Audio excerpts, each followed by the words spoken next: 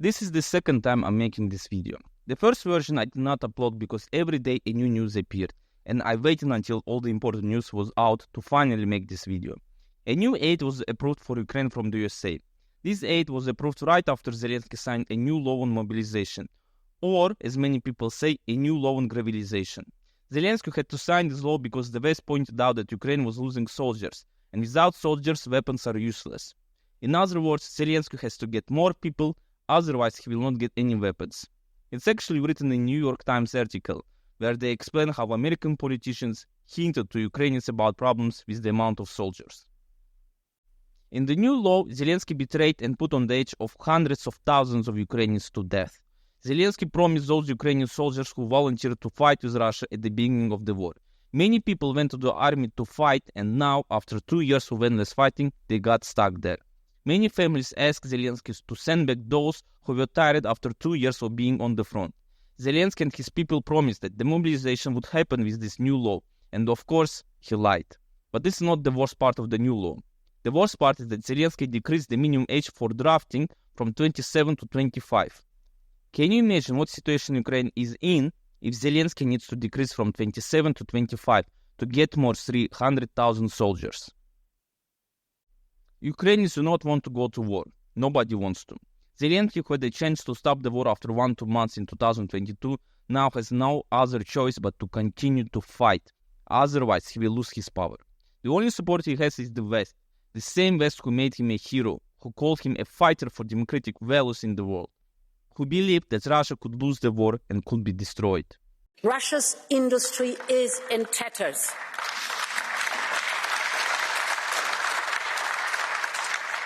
And it is the Kremlin that has put Russia's economy on the path of oblivion.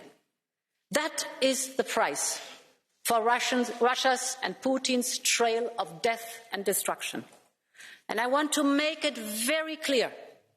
The sanctions are here to stay. This is time for us for resolve and not for appeasement. Now the same hero of democracy has become the most bloodthirsty dictator who doesn't care about his own nation and its future, who needs more blood and death to only survive. Zelensky decided not to have any democratic elections in Ukraine because he knows he will lose. The response of the European Union to these decisions once again proves my words about how the West is losing its own mind. The European Union stated it's Ukraine's inner decision to hold or not to hold the election. The same European Union just 1 month ago, with foam from the mouth, were talking about how it doesn't recognize Russian elections and how Putin is a dictator. Even though Putin's Russia held an election, Zelensky didn't. Zelensky did not stop there. The hero of the Western democracy and freedom decided to rip apart the Ukrainian constitution. Zelensky, with his executioners, decided not to give any consular service to those who fled the country because of the war. Now all men have to first get paper from the army to get new passports. In other words, if you go to Ukraine, you will get caught and sentenced to death. Якщо ви не бачите себе українцем, то здавайте паспорт і йдіть звідти. One of the reasons I waited before making this video is to get news from Europe. I'm not dissatisfied.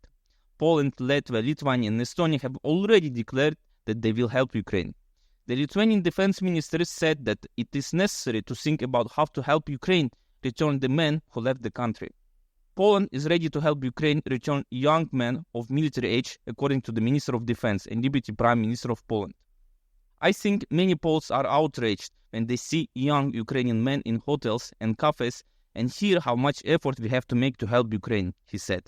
Interesting what the heads of the European Union say about this outrageous lawlessness, right? I will give their comments as an example. September 7, 2021. The European Commission will study the consequences of the law in Belarus to stop issuing documents to citizens outside the country. EU Foreign Service representative Peter Steino stated this is at a press conference in Brussels. The European Union strongly condemns this decision, and we will continue to stand with the people of Belarus. April 24, 2024. The European Commission did not comment on the decision of the Minister of Foreign Affairs to limit consular services for Ukrainian men abroad. It's not for us to comment on this decision of the Ukrainian government on the measures that need to be taken in the context of the conflict. Wow, what a surprise. Nope. I have stated many times that we are witnessing the fall of the West. With this fall, Ukrainians are used as cannon fodder in the war with Russia. Ukrainians have been trying to escape from Zelensky totalitarian Ukraine for a long time. They are trying to escape not only physically, but also informationally. As I mentioned in my previous post, Zelensky is trying to block all possible information sources, especially Telegram. Telegram is the number one enemy of Zelensky. Ви нещодавно говорили про те, що Телеграм є проблемою для України. Можу знову вам це повторити. Це є величезна проблема. І що з цим робити? Або, як то кажуть, упорядочити це все, навести в цьому лад, хоча б законодавчо змусити всіх зареєструвати, щоб було зрозуміло, хто за яким медіаресурсом, а Телеграм це вже точно статус медіа набуло, стоїть. Якщо нема питання впливу чи тиску, питання ж не в цьому. Якщо ти хочеш доводити свою позицію, може комусь не подобатись, це нормально в демократичному суспільстві, але неси відповідальність. Чого ти боїшся сказати, хто ти? Many Ukrainian opposition Telegram channels have already started warning their own readers about upcoming changes. Durov, one of the founders of Telegram, has already warned everyone about how Apple forces them to delete some Ukrainian channels. Durov is known for his position of free speech, but even he can fight the Western system. Apple requires Telegram to remove some public channels for Ukrainian users, Pavel Durov said. According to him, the messenger must take into account the company's request so that the application is not removed from the App Store. If it were completely up to us, we would always give our users what they ask for, access to information and opinion without censorship. However, this is not always up to us, says Durov. Why did I say Durov can find the Western system? Many sources have stated that Zelensky asked the US to pressure Durov to delete some Ukrainian channels. We don't know for sure if this is true, but Apple is an American company headquartered in the USA, so you decided if this is true or not. When it comes to physically escaping from Zelensky totalitarian Ukraine, it's much worse. When you see such footage for the first time, you might think this is some North Korea or a scene from a fictional film. Unfortunately, this is reality. A reality that the West will not show you. Zelensky has put wire fences in front of the river between Romania and Ukraine because people are escaping there and drowning. The situation in Ukraine is so bad that we are witnessing how the whole country and the nation is being destroyed from within. Rotten with corruption, supported by the Western elite's lies, another country has fallen into the trap of colonization. All resources are being sucked out of Ukraine to the West. Ukraine cannot exist without Western loans, and the only way to pay the debts is to sell the country's assets. This is what Zelensky does. The Western elite destroys, gets the country's assets, and when it's not profitable, it leaves. This happened in Iraq and Afghanistan. Now it's in Ukraine with Zelensky making a genocide of his own people, his own country, to simply stay in power. If you're brave enough to point this out, you will be labeled as disinformation agent, a propagandist, Putin's ally, a liar, and so on. People who blindly support the Western elite's lie do not realize that they are a part of this genocide with destruction. They have blood on their hands because it's easy to talk about politics while lying on the couch in the USA or in Europe. It's easy to talk about how Ukrainians should fight until the end, while the most courageous thing these people have done is to leave comments under a YouTube video. Meanwhile, Ukrainians whose lives are in danger every day have to bear all the burdens of war. The irony here, such people who accuse everyone they disagree with that everything you see in this video benefits Russia. Literally, this is the best possible scenario for Russia, an incompetent, totalitarian Ukrainian government that kills its own people. This is why Zelensky is alive, because he helps Russia. Heavily propagandized Westerners do not see it, because everything that is happening in Ukraine is shown in the West as something normal.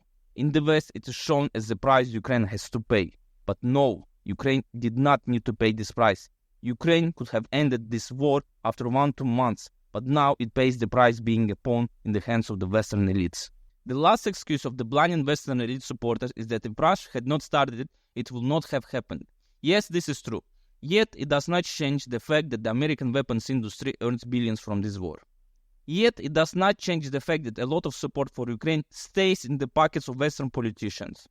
Yet, it does not change the very famous fact that NATO has been expanding towards Russian borders in the past 25 years, despite Russian warnings. Yet, it does not change the very fact that the same thing, I repeat, this could have ended after 1-2 months after the beginning of the war if the USA and Britain had not forced Ukraine to continue fighting. Дивіться, Путін же ж показував документ, та за результатом білоруських перемовин, африканській делегації він це демонстрував, де, як він стверджує, прописаний проєкт мирної угоди з Україною. І на цей документ начебто було парафійовано в Стамбулі. Називався цей документ «Угода про постійний нейтралітет України і гарантії безпеки». Путін казав, що там було 18 статей. І, як він сказав, я зацитую, все прописано від бойової техніки до особового складу Збройних сил України. І він сказав, що стоїть підпис керівника делегації. Так Путін стверджував. Чомусь він не оприлюднив цей документ. Ви звернули увагу? Так. Як ви думаєте, чому? Якщо б в нього був документ, він би оприлюднив же ж? Мета української делегації була затягувати процес. Мета російської делегації яка була? Мета російської делегації була, на мій погляд, показати, вони дійсно майже до останнього сподівалися, що вони нас дотиснуть на підписання такої угоди. Щоб ми взяли нейтралітет. Це було найбільше для них справа, щоб вони готові були закінчити війну, якщо ми візьмемо, як Фінляндія колись там, нейтралітет і дамо зобов'язання, що ми не будемо вступати до НАТО. Тільки один пункт. Фактично, ключовий пункт був цей. Все інше там косметичні політичні приправки, типу про денацифікацію, російськомовне населення і бла-бла-бла. Чому Україна не погодилася на цей пункт? По-перше, для того, щоб на цей пункт погодитись, треба змінювати Конституцію. Наш шлях до НАТО записаний в Конституції. По-друге, немає довіри, і не було, і немає росіян, що вони це зроблять. Це можна було тільки зробити, якщо є гарантії безпеки. Ми ж не могли щось підписати, відійти, всі б там видихнули, а потім вони б зайшли більш підготовлені, бо вони зайшли насправді не підготовлені до такого супротиву. Тому ми могли тільки працювати, коли є 100% впевненість, що це не повториться вдруге. А такої впевненості немає. Більш того, коли ми повернулися зі Стамбулу, приїхав Борис Джонсон до Києва і сказав, що ми взагалі не будемо з ними нічого підписувати. І давайте будемо просто воювати. Now the hero of the West, world democracy, Western freedom, who was applauded in every Western country and won awards, has become the most bloodthirsty dictator who has banned political parties, who has taken control over the parliament, who wants to take control over every mass media, who wants to fight and fight only because it's his last chance to stay in power and not lose his head.